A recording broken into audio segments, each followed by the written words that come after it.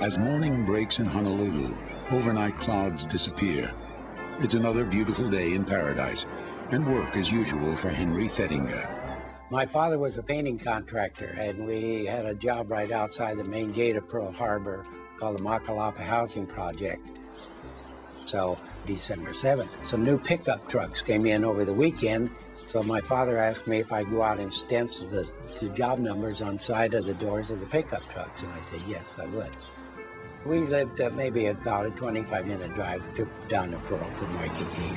And it was a regular Sunday morning, and hardly any traffic on the road whatsoever. 7:02 a.m. While Henry drives to the harbor, two Army privates at a radar station on the North Shore pick up what appears to be a flight of unidentified aircraft 132 miles north of Oahu. They report the information to Fort Shafter, but the only person there is a new lieutenant who had just started training 4 days earlier. 7:20 a.m.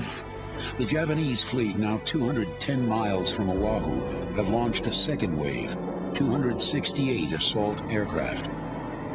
The inexperienced lieutenant at Fort Shafter feels certain that the unidentified planes are B-17s, scheduled to arrive from the mainland at 8 a.m. He instructs the radar station to shut down. I got there about, I would say, about 7:30. When you went through the gates of any of those military bases, you would check pretty thoroughly. 7:25 a.m. An early morning church service is being held at the Kaneohe Naval Base. Turret gunner Leon Kolb is getting ready for his day on the USS Oklahoma. I'd been out to have my meals with the rest of the division and back in the gun turret and getting ready for the daily Sunday routine, in-port routine in the gun turret. I was rated a gunner's mate, second class petty officer, and I was stationed in a forward 14-inch gun turret. The Oklahoma was one of the finest battleships in the American fleet, but a day earlier, she was moved from her customary defensive mooring on Battleship Row. Normally, my ship would have been back where the Battleship Nevada and Arizona was. We belonged to that division, but the admiral aboard the Maryland was going to inspect our ship on the following Monday morning for readiness for war. To do that, we had all of the so-called double bottoments and storerooms and so forth opened up to air out, so it was more comfortable for the inspecting officers to go through and see the condition of the ship. Opening the exterior portholes and interior hatches for fresh air made sense on December 6th, but on December 7th, 1941, it would leave the battleship dangerously vulnerable. We were the most unprepared we could be. 7:35 a.m. Japanese reconnaissance planes radio back to the Armada that the main American fleet is in Pearl Harbor. Approaching the island of Oahu from its mountainous eastern coast, the first wave of Japanese squadrons are not detected by radar. There is a dead zone caused by the mountains. Plus, American surveillance planes are not in the air on Sunday mornings. This facilitates the element of surprise. Admiral Yamamoto realizes he must eliminate the American naval strength in the Pacific if Japan is to be victorious. The Japanese believe that the American public will be discouraged by heavy losses and stay out of the war. December the 7th, like any other Sunday morning, Mom in the kitchen making breakfast. On this morning, 6-year-old Dorinda Makanoa Nalani is at home with her family. In 1941, she is one of just a few thousand Americans living in the Kingdom of Hawaii. The islands are not a state, but a territory of the U.S. They would not become one of the United States until 1959, 18 years later. We were about the only civilians that could actually be in the harbor and watch the battleships and the planes come and go. Little did we realize that Pearl Harbor would change from being a place to being an event. 7:52 a.m. Commander Mitsuo Fushida, who leads the Japanese air attack, radios back the code, Tora, Tora, Tora, meaning success, maximum strategic surprise, Americans caught unaware. At 7:55 a.m., the island-wide attack begins.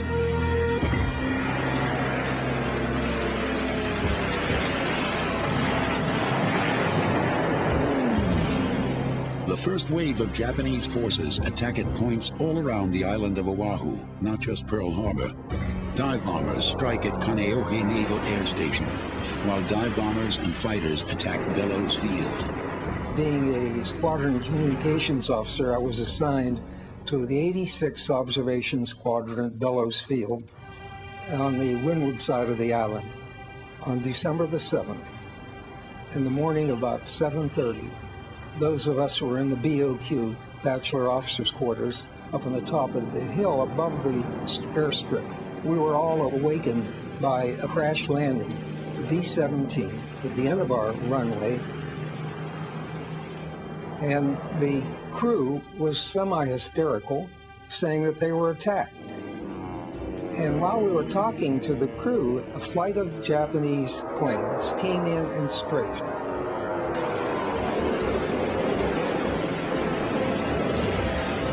They were so low you could see the faces of the pilots. During that attack, every man for himself was scattered. I remember I jumped under the shack of the operations shed.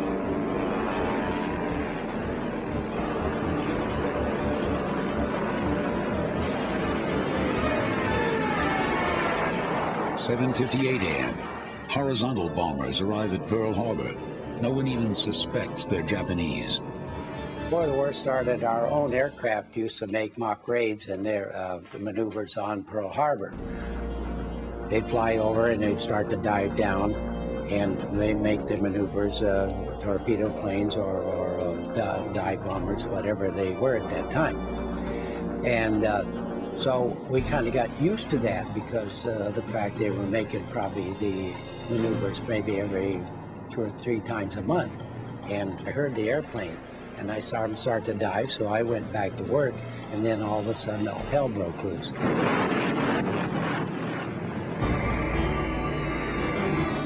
Waves of bombers continue to pound military installations in an all-out assault on the island. But the Japanese aren't limited to military sites. They're also bombing civilian targets. Hearing the roar of airplanes, airplane after airplane going over, didn't seem unusual. After all, we lived in a military installation, and yet there was something different because the explosions by this time were shaking our house. Anyone who can grabs a gun and fights back. There is massive confusion as Americans try to grasp what is happening.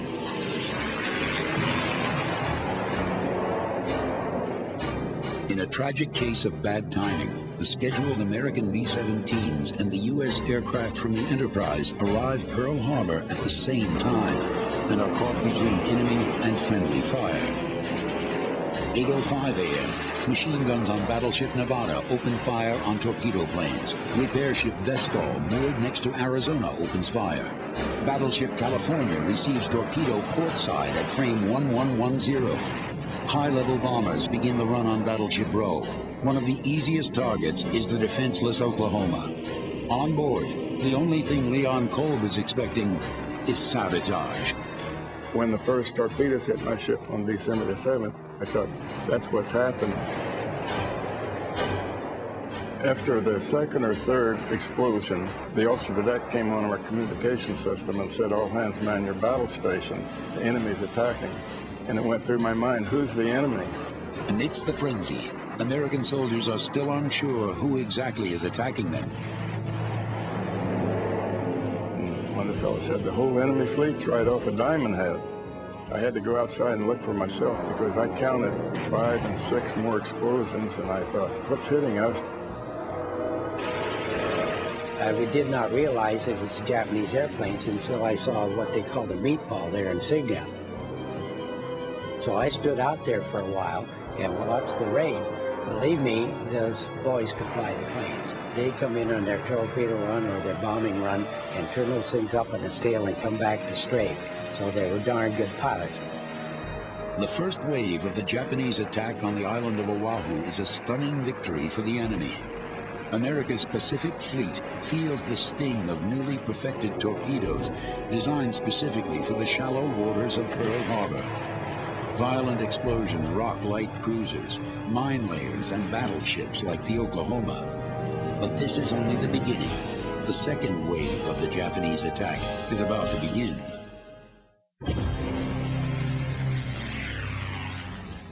At 7:55 a.m. on Sunday, December 7th, 1941, the Japanese begin their strategic surprise attack on Pearl Harbor and the island of Oahu. Every military target is being hit.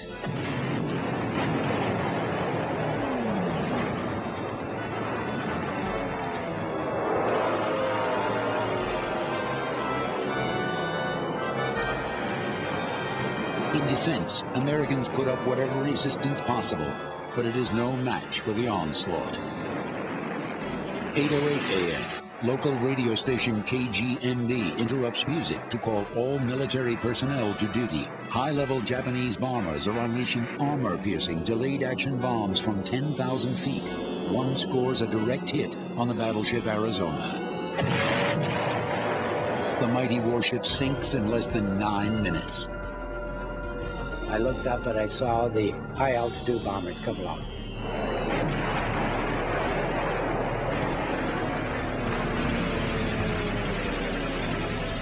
I did see the Arizona blow up, and the smoke and flames must have gone 500-600 feet in the air. I mean, it was awesome, absolutely awesome. Somebody asked me if I was scared. I said, "You darn right I was scared. You know, who wouldn't be?" 2 ship lengths away, the USS Oklahoma is an easy target. I thought, this is going to be the closest I'll ever come to death without losing my life. I wanted to go back down to my locker and take the things out I had, seeing I was going to have to leave the ship. One of them was an engagement ring that I just bought for my wife. It was a full carat, but something told me to save my life. The Oklahoma is hit by 10 torpedoes. Explosions have ripped holes throughout the ship's armor. And because portholes and watertight hatches had been left open overnight, seawater is surging into the ship. There's no portholes in there so you can look out and see what's going on, but you sense that the ship's going way out of balance. By that time, others had started going over the side, so I assumed they'd heard the word to abandon ship. And I was one of the first 2 or 3 to swim to an officer's boat. Dive bombers come over. I actually followed the plane in until it dropped the bomb on the Pennsylvania, which is in the dry dock. 8:14 a.m. The Oklahoma has capsized. Turret gunner Leon Kolb has barely escaped with his life, but hundreds of men trapped inside the Oklahoma's hull can be heard pounding against the steel. High above the blazing wreckage, 19-year-old Japanese airman Taisuke Maruyama witnesses the destruction of the bomb he dropped. The bomb my plane dropped hit the battleship Oklahoma. Since it was my first mission, I was happy that my bomb did hit the Oklahoma and we won the battle. Desperate attempts to free the men trapped inside the overturned Oklahoma will continue on into the night. 8:15 a.m., KGNB interrupts regular programming for a second call, ordering all military personnel to report for duty, including doctors and nurses. I was stationed at Tripoli General Hospital. I was assigned to the maternity ward. And, of course, we had a lot of enlisted men with their families there. And coming from Pennsylvania, of course, I hadn't seen all this tropical paradise like that was. The amount of military that was there was really overwhelming. But, you know, we were completely removed from any thought of any war. I don't think most of us even realized there was a crisis there. I was in bed, sound asleep. 2 of our night nurses tried to get us all awake, and we thought they were joking. We thought, oh, this is, come on now, this is, you're kidding. Can't be.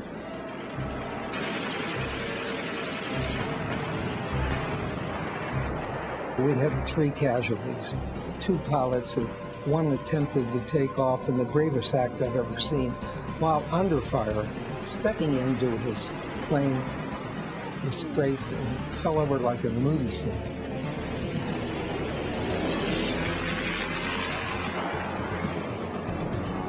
And another pilot did get his plane into the air. He was shot down.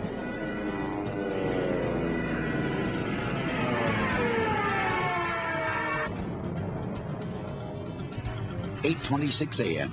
The Honolulu Fire Department responds to a call from Hickam Field. Of the brave unarmed men who are trying to save lives, 3 firemen are killed and 6 are wounded. We didn't have guns up to that time. They opened the armament shack, and there was no loose ammunition for the rifles. So we took bandoliers and machine gun shells. We were laden down with arms. 8:50 a.m. The second wave of Japanese aircraft come in from the north. Their plan of attack is to once again strike military bases all across the island with fighters, horizontal bombers, and dive bombers. 3 of us were ascending the stairs from our barracks up to the hospital, which was up on a knoll. We could look over to the left and see Pearl Harbor and tremendous explosions, and a plane came flying very, very low over us. And it was a Japanese pilot, and he looked out and he smiled to us and he waved to us. And we all 3 waved back, stood there and waved back. 8:54 a.m. The second attack run begins. 78 dive bombers hit ships in Pearl Harbor.